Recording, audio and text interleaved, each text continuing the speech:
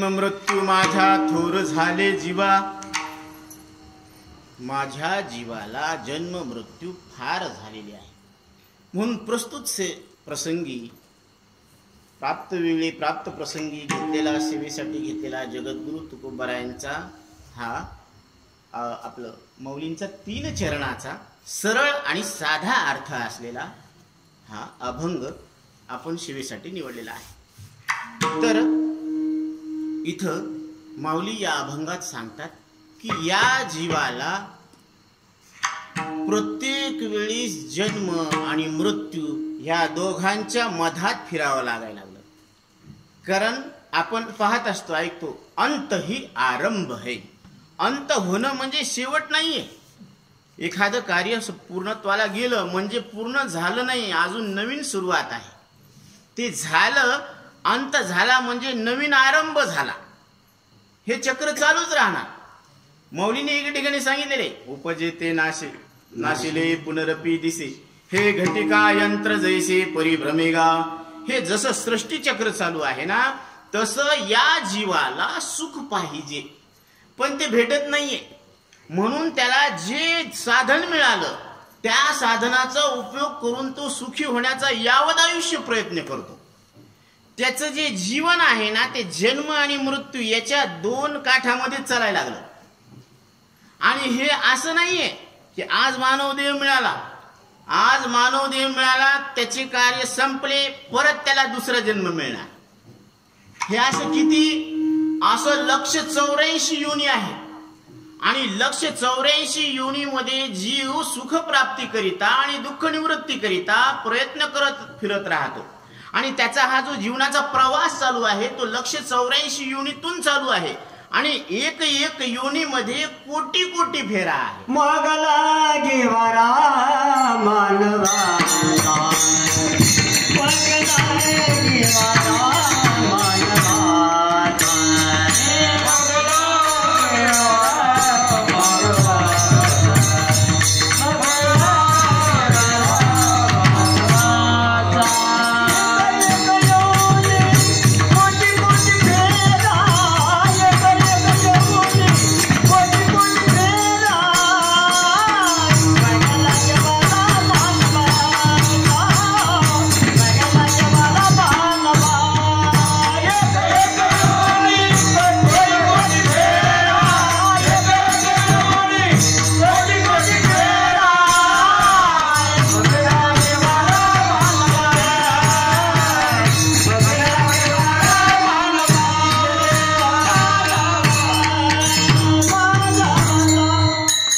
एक योनी कोटी कोटी फेरा. एका एका योनीमध्ये कोटी वेळेस त्याला जन्म आणि मृत्यूच्या दुःखातून जावं लागतं.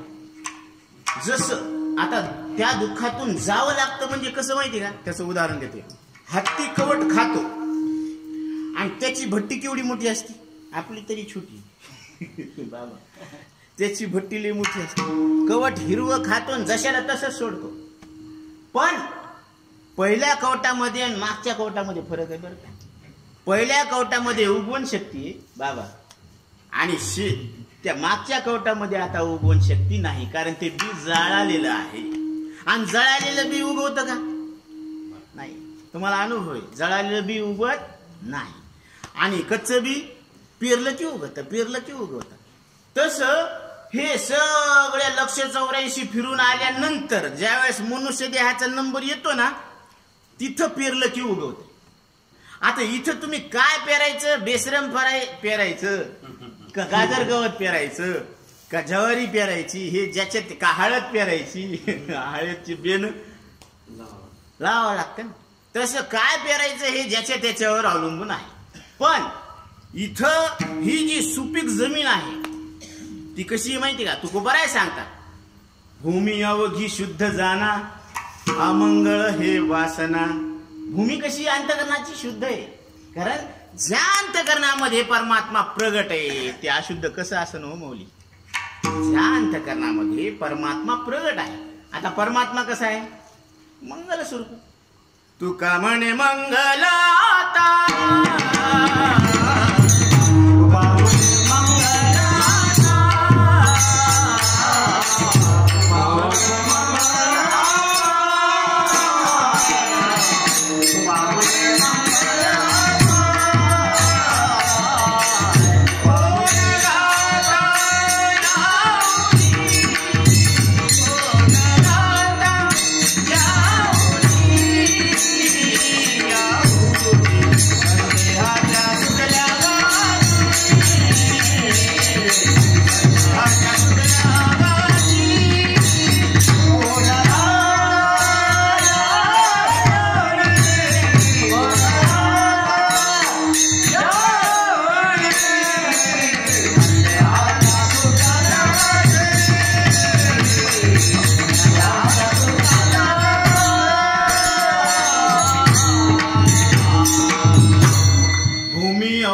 शुद्ध जाणा अंतकरणाची भूमी कशी आहे, शुद्ध आहे. आणि त्याच्यामध्ये ज्या काही वासना आहे संसाराच्या त्या मंगळ येतात. मग जीव चांगला नाही का? जीव चांगला आहे, पण ते चांगल्याचा नाद नाही. जीवाला नाद चांगला नाही, नाही तर जीव चांगला आहे. हे माणूस लय चांगला आहे हो, पण ह्याला व्यसन लागलेले वाईट आहे. मग ते दारू पितो म्हणून त्याला वाईट म्हणते का तो वाईट आहे? मुळात दारू कशी आहे? वाईट. आणि ते तिच्या संगतीनं आला म्हणून त्याला काय म्हणते? वाईट म्हणते. नाही तर माणूस कसा आहे? काय बाबा, पोराला पाहायचंच काम नाही हो, इतका तरणा बांड, हुशार आहे, गोरा गोमटा आहे, अजून काय सर्व गुण संपन्न आहे. पण घाण केली, त्याला नाद आहे दारूचा. तसा जीव चांगला आहे, पण काय झालेलं आहे? त्याला विघीन पडलेलं आहे. त्याला कशाचं?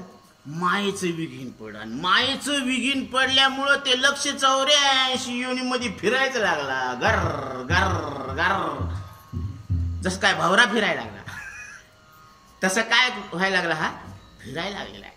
आणि ह्याचं फिरणं बंद होण्यासाठी ते म्हणून महाराज सांगायला लागलेत, ऐक माझा धावा पांडुरंगा. देवा माझा धावा ऐका, मी तुम्हाला हाक मारायला लागलो. म्हणून हे अज्ञानाचं मायेचं आवरण भंग होण्यासाठी त्या देवाला हाक मारावं लागते, त्या शक्तीला हाक मारावं लागते. कारण शिव आणि शक्ती दोन नाहीत, एकच आहेत. पती आणि पत्नी दोन नाहीत, एकच आहेत. अर्धनारी नटेश्वर. कसे येत? दिसायला दोन आणि असायला एक. तसं प्रकृती आणि पुरुष दिसायला दोन, असायला त्या शक्तीला हाक मारावं लागते हे मायेचं आवरण भंग करण्यासाठी. यै वो यै वो यै वो यै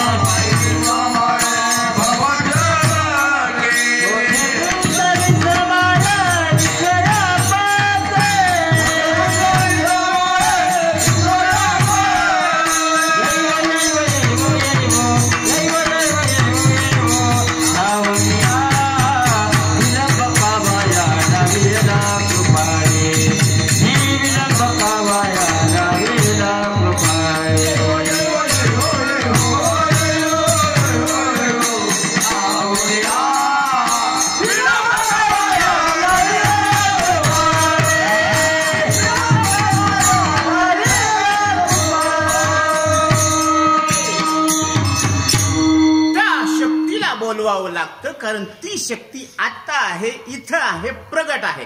फक्त आवरण भंग व्हायला पाहिजे. पाणी आता आहे, इथं आहे, खाली आयतच आहे, पण आवरण भंग व्हायला पाहिजे. शेवाळ काय करायला पाहिजे? सारावं लागतं. तसं जेने गुरु वाक्ये मन धुतले, ज्यानं आपलं मन सद्गुरूच्या वाक्यानं धुतलं, मग काय झालं? जेने गुरुवाक्य मन धुतले, मग आत्मस्वरूपी घातले हरवनिया. मग ते मन काय केलं, आत्मस्वरूपामध्ये हरवून टाकलं. म्हणजे त्याच्यामध्ये ते भिजत भिजत भिजत भिजत गेलं. जसं ते मुरकुल असते ना, त्याला काय म्हणतात मुरकुल माहिती का? ते मुरून मुरून कुल होते म्हणून त्याला मुरकुल म्हणते. आता हे लहान लेकरं खातात ना नळडे, नळडे खाल्ले की नळडेच बसते तर खरे, आवाजच निघत नाही, आवाज निघत नाही. गारीगार खाल्ले ते येतच नाही का, ते आईस्क्रोड, गारीगार, नळडे, मुरकुल हे असे तेलगट पदार्थ खाल्ल्यावर काय होते? बाबाजीनं आता सांगितलं कैरी खाल्ली की काय होते.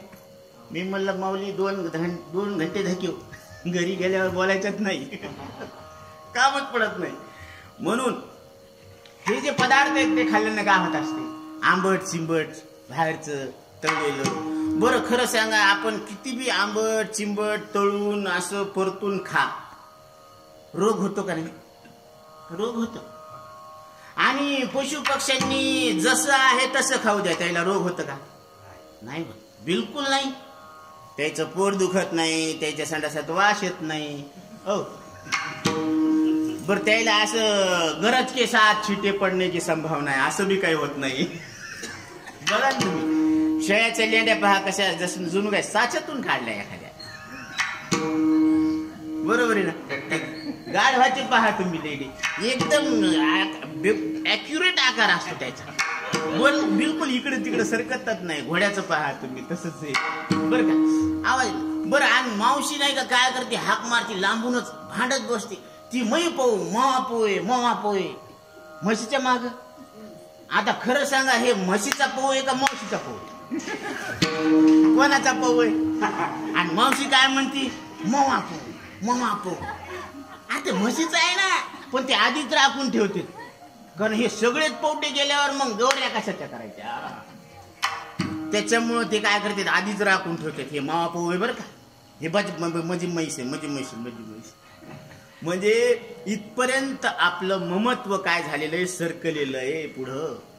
म्हणून आपण काय बोलायला लागलो, काय खायला लागलो, कसं राहायला लागलो, याचं सुद्धा तारतम्य आपल्याला राहिलेलं नाही. तरी पण चला आलोत आपण संतांच्या दरबारात. असा जीव फिरत फिरत फिरत सद्गुरूला शरण केला.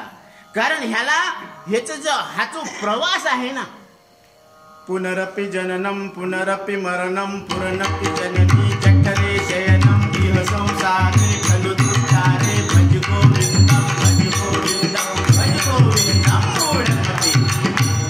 आचार्य सांगतात की हे परत परत जन्मन मरण याला कुठं ब्रेक आहे का नाही? क्योंकि सास भी कभी बहू थी आफ्टर द ब्रेक. सिरियलला ब्रेक काय राव, आपल्या जन्म मरणाला कोरच चालू द्यायचं असत लफडं. किती वेळा जन्म यावे नित्य भावे भजिता, नित्य भावे भजिता, नित्य भावे भजिता. किती वेळा जन्म यावे नित्य भावे भजिता, नित्य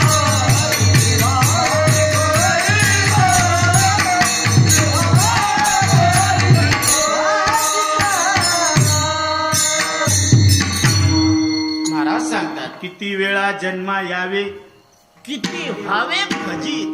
जन्माला येणं म्हणजे काही चांगलं काम नाही बरं का, फजिती आहे त्याच्यामध्ये. आईनं 9 महिने 9 दिवस त्या बाळाला पोटामध्ये कसं वागवलं हे तिलाच माहिती. कल्पनाच करू शकत नाही आपण काय दुःख असतं ते, आणि त्या बाळालाच माहिती काय दुःख असतं ते. आईनं गरम गरम जर चहा दिला ना, तर ते असं नाही का नळड्यातून खालून जाऊन त्या पोटाला ह्याला सगळ्या अंगाला असं ते ते अंग चोरत राहते. ते लेकरू मधातल्या मधात आपल्याला दिसत नाही बरं, ते मधातल्या मधात असं अंग चोरत असते. त्याला गार लागतं का गरम लागतं? चहा गरम लागते, पोळते अंगाला. म्हणून ते सगळं दुःख त्याला सहन करावं लागतं. ते किती 1 नाही 2 नाही 3 नाही 9 महिने 9 दिवस आईच्या गर्भात त्या जीवाला दुःख भोगावं लागतं बरं का. आणि हे एक वेळा जन्म आहे का? किती सांगितलं त्यांनी? किती वेळा जन्मा यावे, किती वेळा जन्मा यावे. बरं, किती व्हावे फजित, गणित नाही जी आता फजिती झाली हे पक्क आहे, पण किती वेळा झाली हे निश्चित नाही. मग आपल्याला योगायोगानं हा मनुष्य देह मिळाला ना आपल्याला.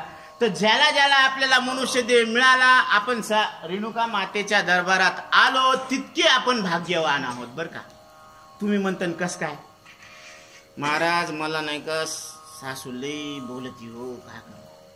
आता आम्हाला सांगतात बरं का, असं इथलं नाही कोणी. महाराज सासरा लईच बोलतो खालीवर.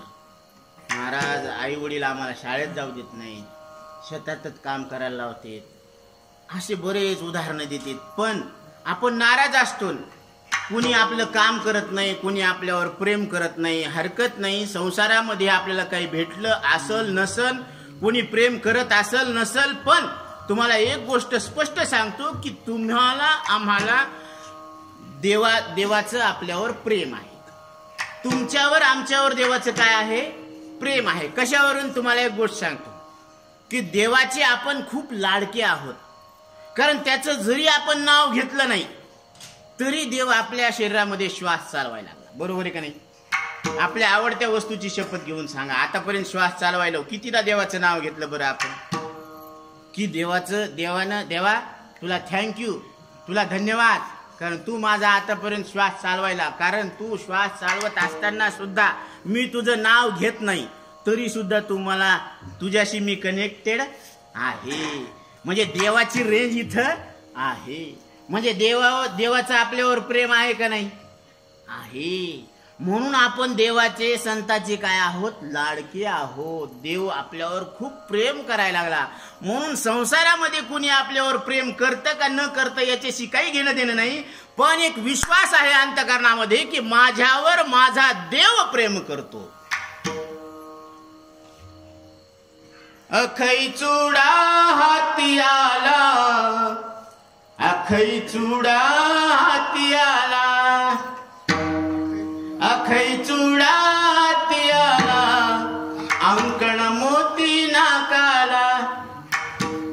अखई चुडा हाती आला, अंकण मोती नाकाला.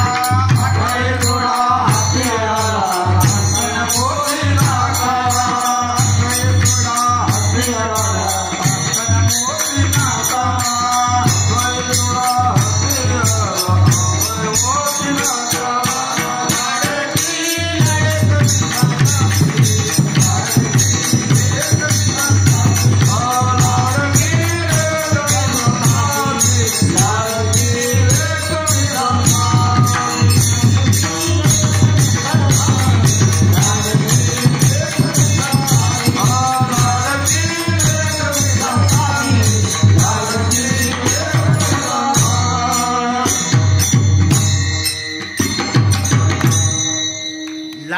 लेख मी संताची, मी लेख आहे. आता बऱ्याच योजना चालू आहे, लाडकी बहीण, लाडका भाऊ, लाडका कीर्तनकार, हे बरंच येणार आणि जाणार बरं का. हे काही स्थायी नाही येत. पण एक गोष्ट निश्चित आहे की आम्ही लेख आहोत. पण कोणाची आहोत, आम्ही देवाची लेख आहोत. अभिमान असायला पाहिजे. आपण लेकरं आहोत. कोणाची आहोत, देवाची आहोत. म्हणून तर म्हटलेले देव माझा माझा माझा, देव माझा माझा माझा, देव माझा मी देवा, देव माझा माझा, देव माझा, देव माझा मी देवा, देव माझा माझा,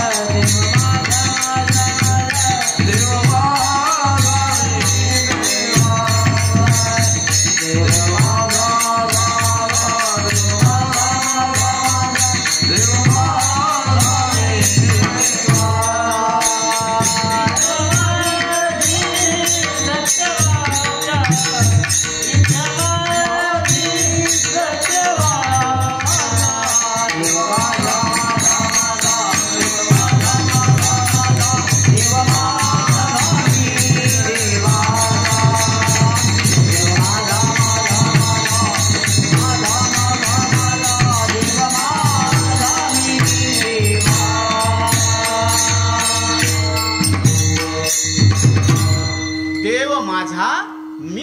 वाचा, हीच माझी सत्य वाचा. हे खरंय, हे बरंय, हे सोपं आहे, बरोबर आहे ना? पण हे आपल्याला मान्य आहे का? आपण देवाचे आहोत, बरोबर आहे ना? हे खरंय, बरंय, सोपं आहे, बरं माहिती आहे आपल्याला. देवा वाचून काही खरं नाही हो. देवा वाचून काही खरं नाही. आणि देव कोण आहे? देव तुम्ही आहेत. देव कोण आहेत? देव तुम्ही आहेत. हे स्वतः देव सांगायला लागलेत. सर्वस्य चाहं हृदि सन्निविष्टो मता स्मृति ज्ञानमपोहञ्च वेदेस्तु सर्वैरहमेव वेद्यो वेदान्तवेद विदेव चाहम्. सर्व घटिदान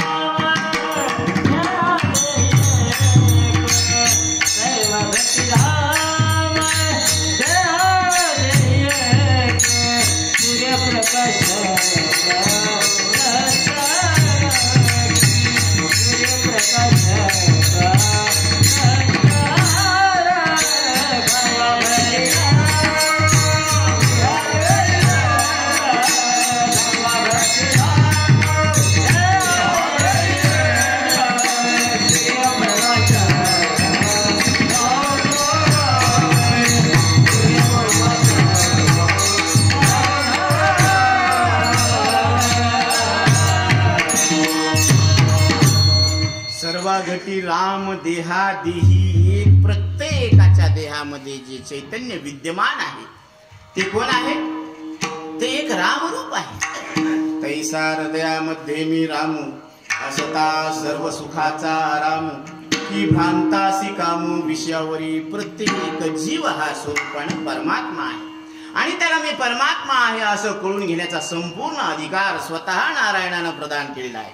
मनुष्य देहीचे निज्ञाने सच्चिदानंद पदवी घेणे एवढा अधिकार नारायणे कृपावलोकनी दिला. मग प्रत्येकाला मनुष्य देह मिळालेला आहे म्हणजे आपण भाग्यवान आहोत आणि आपण आपल्यावर देवाचं प्रेम आहे, बरोबर आहे? इथपर्यंत क्लिअर झालं?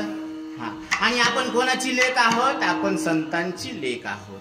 आपण संतांचे लेकरं आहोत. आपण कोणाचे आहोत? मग आपण सोयऱ्या धायऱ्याचे का जातीचे का कुळाचे का देवाचे?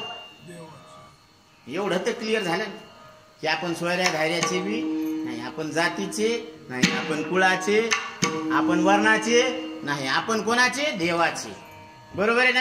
आता थोडस पुढं सरका. आता असं असलेलं आपण देवाचे आहोत, आपल्याला इतका चांगला नरदेह मिळालेला आहे. बरं, ह्या नरदेहामध्ये आपलं काय लक्ष असायला पाहिजे? म्हणजे जीवनाचं लक्ष काय प्राप्त करून घ्यायचं आपल्याला? जसं शाळेमध्ये लेकरं जाते तर काय त्यांना विद्या प्राप्त करून घ्यायची आहे, बरोबर आहे ना? तसं आपल्याला देवानं या शाळेत धाडलं. कोण्या? विठ्ठल नामाची शाळा भरली. विठ्ठल नामाची शाळा भरली. विठ्ठल नामाची शाळा भरली. विठ्ठल नामाची शाळा भरली. शाळा शिकताना ज्ञानमुक्त हरली. विठ्ठल नामाची शाळा भरली. विठ्ठल नामाची शाळा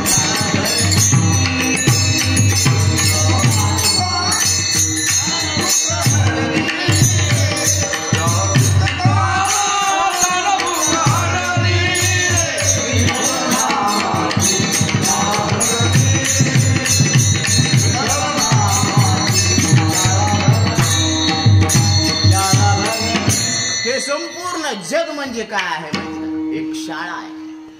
आणि इथं विठ्ठलानं प्रत्येकाला पाठवलेलं आहे विद्यार्थी दशेमध्ये. आता हे सगळे जे आहेत ना संसारातले जीव, हे विद्यार्थी दशेतच आहे.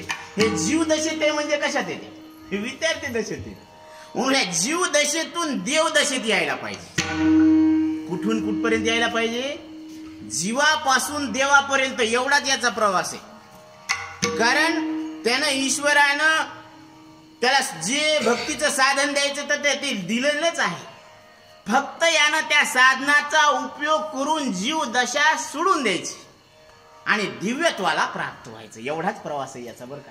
पण याच्यामध्ये सुद्धा काय व्हायला लागलेत? याला अडथळे यायला लागले. म्हणून आपल्याला मानव देव मिळालेला आहे म्हणजे 99% आपल्याला काम झालेलं आहे. का? कारण या शरीराचं शास्त्रामध्ये वर्णन केलेलं आहे. नरदे निधान निधान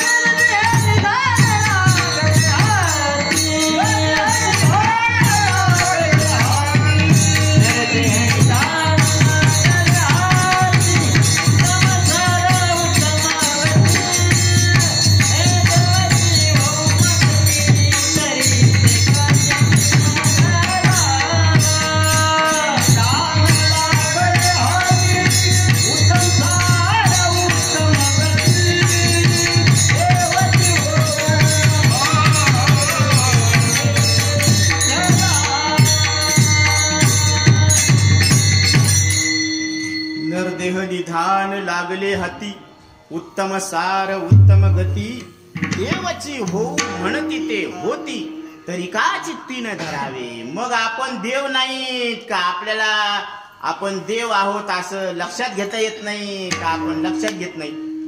3 पॉइंट आहेत बरं का. आपण देव नाहीत का? आहे. आपल्याला आपलं देव पण लक्षात घेता येत नाही का? येतं.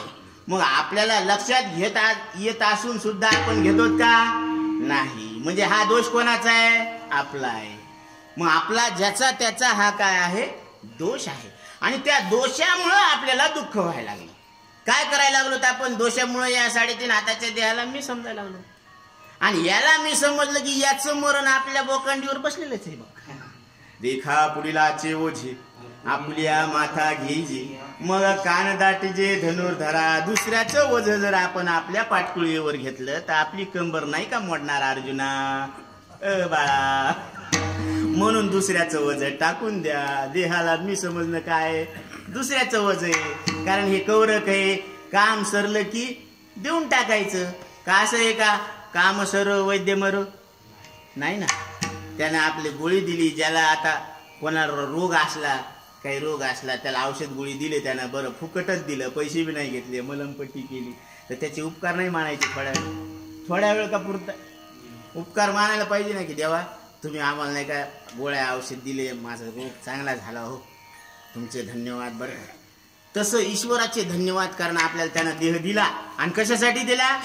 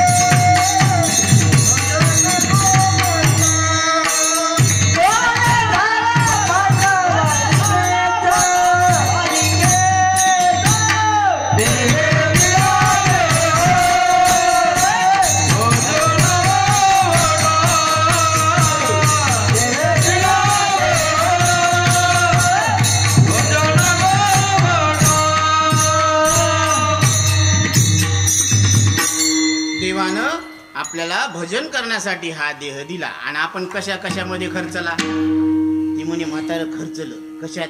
घर बांधण्यात खर्चलं, लग्न करण्यात खर्चलं, पैसा कमवण्यात खर्चलं का एकदमच खर्चलं? खर्चलं असं एकदम थोडीच खर्चलं. कारण बाळपण गेलं खेळण्यामध्ये, तारुण्य गेलं विषय संपादन करण्यामध्ये. पैसा, कारण बघा ना, ती लेकर त्या आजी ओरडत असती, ती लेकराच्या पायाला दमत नाही म्हणे, त्याला बस बस म्हणायला एका जागेवर तर त्याच्या पायाला दमत नाही. म्हणजे बालपणात कशात बळ असतं? पायात. आणि तारुण्यात कशात बळ असते? मनगटात. लात मारण तिथं पाणी करण बाप्पा. आणि तारुण्यामध्ये मनगटात आणि म्हातारपणात तोंडात. बडबड करते मात्र त्याच ते बोलत राहते पण कोणी ऐकत नसते. बरं ये हाल है इन दिवानों का. म्हणून आचार्य सांगतात बालस्तावत क्रीडा आसक्ता, तरुणस्तावत तरुणी रक्ता, वृद्धस्तावत चिंता मग्ना, परब्रह्मणी कोपी न मग्ना. अरे तू ब्रह्मतत्वाचा कधी विचार करशील येड्या? कधी लागेल रे वेड्या जीवा बोलिया भंगा. कधी लागेल रे वेड्या जीवा बोलिया भंगा.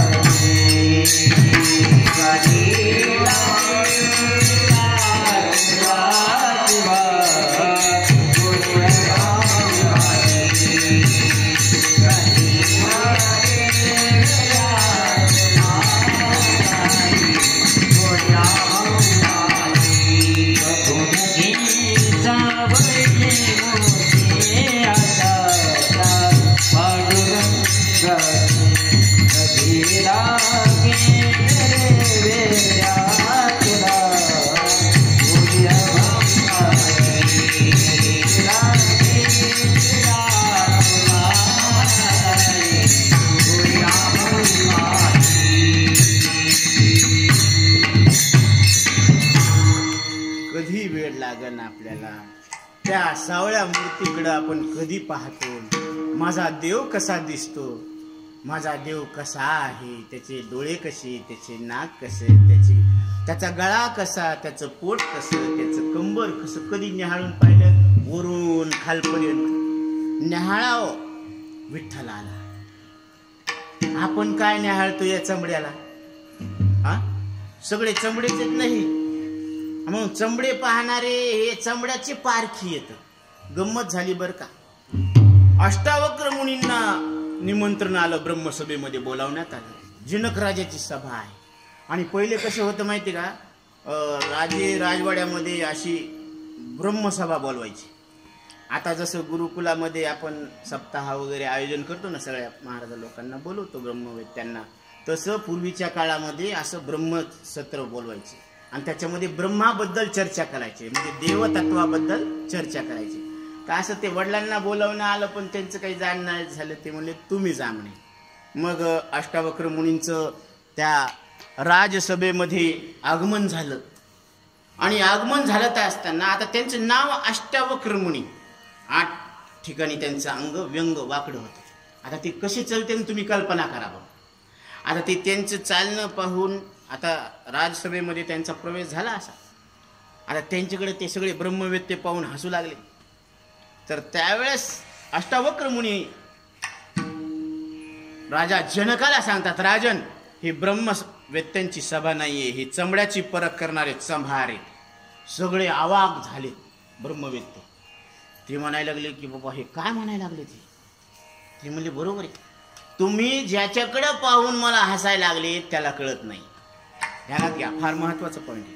तुम्ही ज्याच्याकडे पाहून मला हसायला लागले ना त्याला कळत नाही, आणि ज्या मला कळतं त्याला तुम्ही पाहिलंच नाही. विठ्ठल विठ्ठल.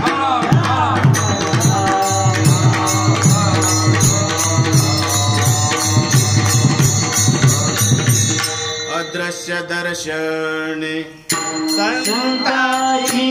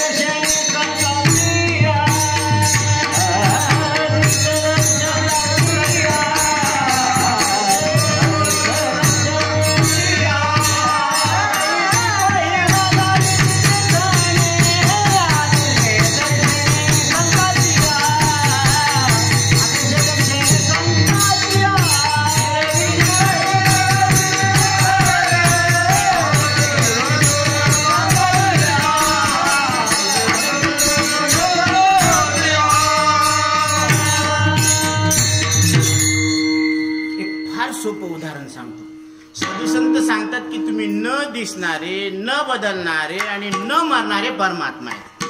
बघा, स्पष्ट आहे साधू संतांचं बोलणं. आपल्याला पटत नाही पटत हे ज्याच्या त्याच्या अधिकारावर अवलंबून आहे बरं का. की साधू संत काय सांगतात, सद्गुरू काय सांगतात, तुम्ही न दिसणारे, न बदलणारे, न मरणारे परमात्मा आहे. आता तुम्ही एक साधं उदाहरण तुम्हाला सांगतो. बाळा, डोळे किती येतात? 2. कान किती येतात? हात, पाय, क्या बात आहे. तू किती आहे? शाबास, बराबर बोललं बा. एको देवः सर्वभूतेषु गूढः. प्रत्येकाला विचारा तुमचा अनुभव काय आहे, तुम्ही एक आहे. बरं, तुम्ही आताचे आहेत का पहिले आहेत? म्हणजे बालपणातले आहेत का आताचे आहेत? कसं आहे बाबा तुमच्याकडे? हा, बालपणातले. क्या बात आहे बाबा, बाबा खरंच आहे बरं का. बालपणातले म्हणजे तुम्ही पूर्वीचेच आता आहेत. आणि जी वस्तू पूर्वी असून आता असते ती सत्य असते, त्याच्यात बदल झालेला नसतो. ती ॲज इट इज कॉन्स्टंट आहे. हे घड्याळीचे जे 2 काटे आहेत ना, ते व्हॅरिएबल आहेत. 1 मिनिट काटा आणि 1 सेकंद काटा. पण तास काटा फिरतो पण दिसत नाही.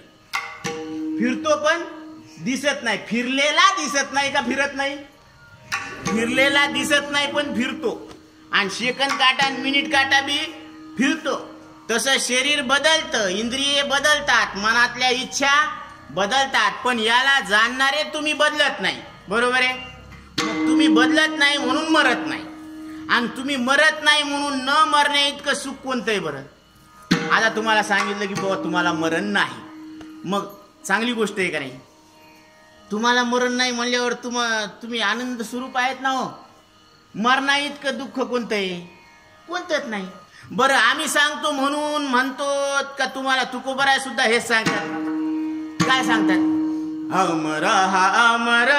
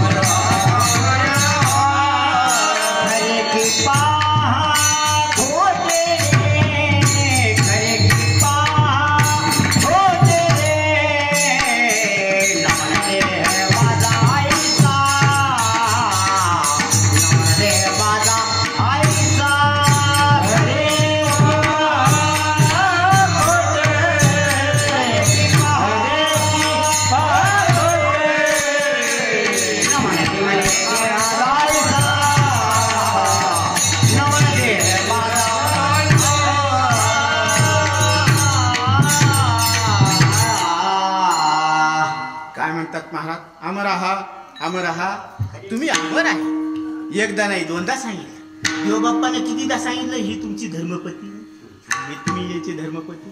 एकदा आणि किती पक्क ध्यानात ठेवलं. ते गेले तरी गायब करतात. यादार ही है तेरी याद. आता येते करतात का नाही? म्हणजे एकदा सांगून इतकं पक्कन. तुकोबरायांनी 750 वर्षापूर्वी गाथ्यामध्ये सांगितलं अमरहा अमरहा. दोनदा सांगितलं. एकदा खरे की पहा खोटे. बरं, आम्ही म्हणतो म्हणून बळच मावू नका बरं का. हे खरं आहे का खोटे हे तुमच्या बुद्धीला तपासून घ्या. क्या बात है. पाणी पिना छान के आणि गुरु करना पहिचान के. म्हणून कोणाला उठलं सुटलं गुरु म्हणत जाऊ नका. बाई मी 100 रुपये दिला आणि गुरु घ्या. वा रे वा, हिरीतलंही सोपी आहे तुमची. 100 रुपये द्यायचा आणि गुरु करायचा. अरे असे किती गुरु आले आणि गेले बर का. गुरु कशाला म्हणाव? गुरुदेव हमारा प्यारा है सिद्ध जगत उजियारा. गुरुदेव की महिमा न्यारी जड बुद्धी चेतन करदारी. अरे जड देहाला मी म्हणायला लावणारी बुद्धी त्याच्यात आमूलाग्र बदल झाला. आता ही जी बुद्धी आहे ना ती मात्र या देहाला मी म्हणण्याचा स्वीकार करत नाही बर का. आता देहाला स्वीकार करत नाही. अहंकार गेला तुका म्हणे देव झाला, तुका म्हणे देव झाला, तुका म्हणे देव झाला. अहंकार गेला तुका म्हणे देव झाला,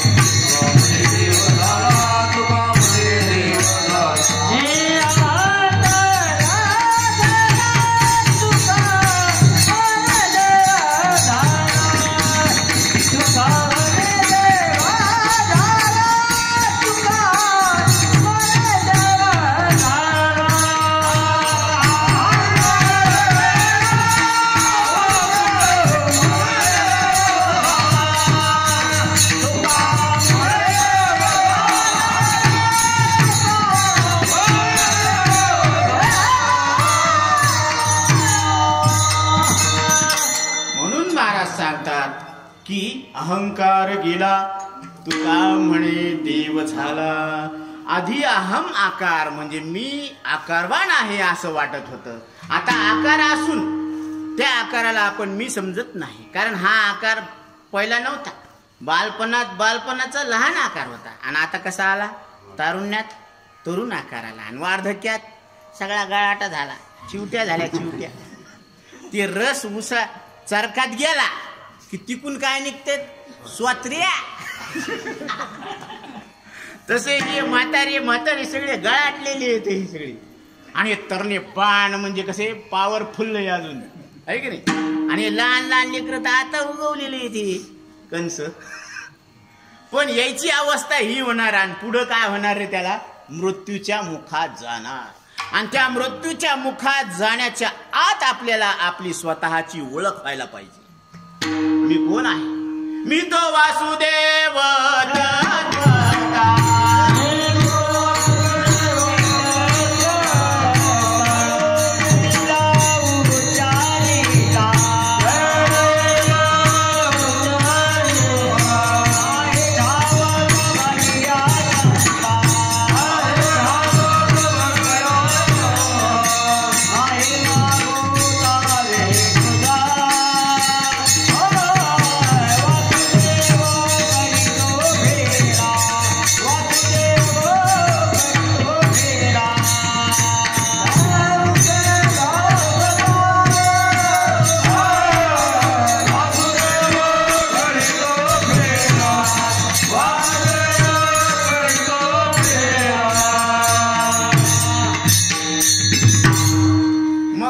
वासुदेव स्वरूप परमात्मा आहोत. ही प्रत्येकाची काय आहे?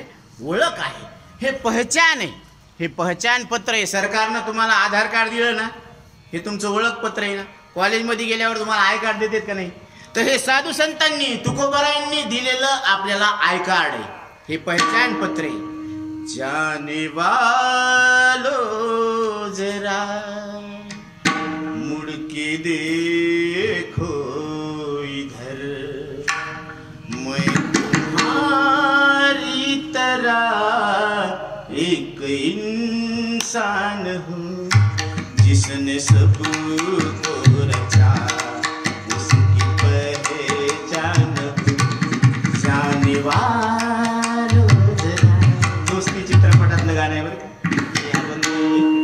पण त्याच्यामधला एवढा मर्म आहे की हे जे कोणी चालायला लागलेत ना, हे ईश्वराची ओळख दाखवणारे चिन्ह आहेत. हे म्हणजे आपण कोणाची येत?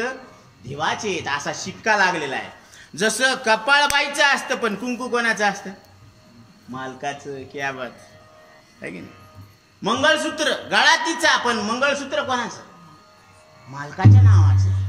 म्हणून जगाच्या कपाळावर सत्य, चित आणि आनंद हे तीन सिक्के कोणाचे आहेत? त्या परब्रह्माचे आहेत. आणि तुम्ही कोणाचे आहेत? त्या परब्रह्माचे आहेत. म्हणून ही संगत सोडून द्या. कोणती? ही त्रिगुणात्मक संगत सोडून द्या. सांडी तू अवगुण रे भ्रमर